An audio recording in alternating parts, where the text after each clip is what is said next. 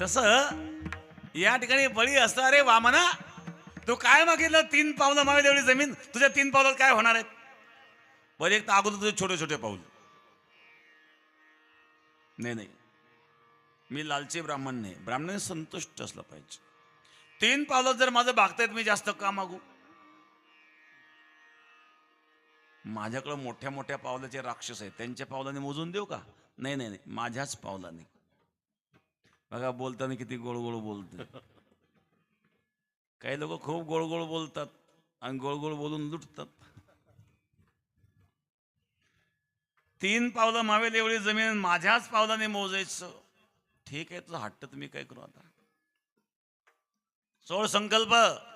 हातात पाणी घेतलं. ओम धर्मेच अर्थेच कामेच नाते चरामी नाते चरामी.